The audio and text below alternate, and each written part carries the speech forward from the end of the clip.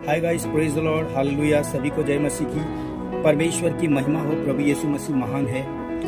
तो आज आइए हम प्रार्थना करेंगे उन सभी बहनों के लिए जो व्यभिचार के पाप में फंसी हुई है, जो वेश्यागमन में, जो गंदे कामों में ऐसे फंसी हुई है। शैतान ने उनको बांध के रखा है, वो छोड़ना चाहती है लेकिन फिर भी नहीं छोड़ रही है। तो हम उन सारे बहनों के लिए हम दुआ करेंगे, प्रार्थना करेंगे। आइए अपनी आंखों को बंद करें। धन्यवाद करते हैं मेरे महान स्वर्गीय पिता परमेश्वर, प्रभु यीशु मसीह, तेरी सारी दया, तेरी प्रेम, तेरी अनुग्रह के लिए। प्रभु यीशु मसीह, तू महान परमेश्वर है, तेरे जैसा कोई नहीं खुदावंद बाप। प्रभु हम प्रार्थना करते हैं उन सारे बहनों के लिए जो आज भी पिता परमेश्वर व्यभिचार में और पिता परमेश्वर लॉर्ड जो जिस्म परमेश्वर के धंधे में आज भी प्रभु यीशु मसीह फंसे हुए उन बहनों को प्रभु तेरे पवित्र हाथों में सौंपते हैं। प्रभु उनको आजाद कर, शैतान के चंगुल से उनको छुड़ा प्रभु यीशु मसीह। लॉर्ड आपने ऐसा ही किया, धन्यवाद। सभी बहनों को आपके लहू में रखते, आपके हाथों में सौंपते। जहाँ कहीं भी है इस वक्त वो बहनें उनको छू ले प्रभु, आपने ऐसा ही किया, धन्यवाद। सारी आदर, गौरव, महिमा चला परमेश्वर हम आपको देते हैं। आप बढ़ो, हम घटते हैं। जिंदा खुदा यीशु के नाम से प्रार्थना करते हैं, आमीन आमीन। के द्वारा उस बहन को, उस स्त्री को कैसे व्यभिचार के पाप से भी छुड़ाया और लोगों के दंड से भी छुड़ाया, और इवन उन्होंने परमेश्वर के दंड से भी उस स्त्री को छुड़ाया। हालेलुया।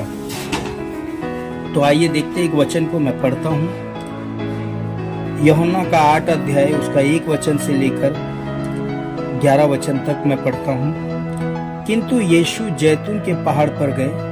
वह सवेरे फिर मंदिर में आए। सब लोग उनके पास आए और वह बैठकर उन्हें उपदेश देने लगा। तब शास्त्री और फरीसी एक स्त्री को लाए।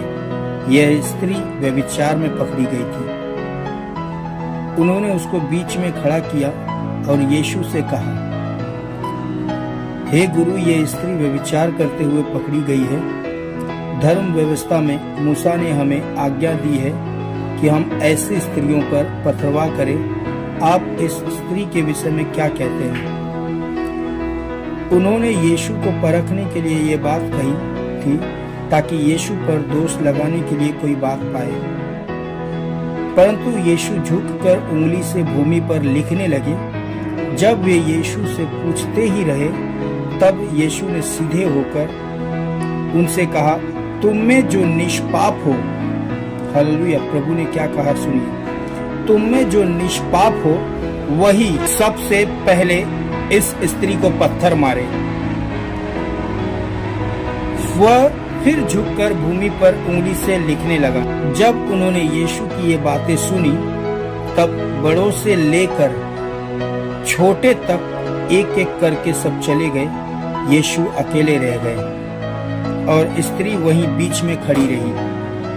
यीशु ने सीधे होकर उससे पूछा, हे नारी, वे कहाँ गए? क्या किसी ने दंड की आज्ञा नहीं दी?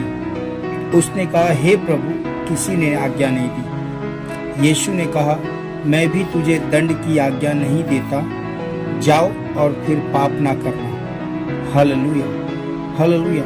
यहाँ पर परमेश्वर का अनुग्रह ये दर्शाता है, परमेश्वर के प्रेम को ये दर्शाता है। यीशु मसीह ने हमसे इतना प्रेम किया, उस स्त्री से इतना प्रेम किया। उनको पता था कि स्त्री पाप में है, गुनाह में है, लेकिन फिर भी प्रभु यीशु मसीह ने उनको क्षमा कर दिया।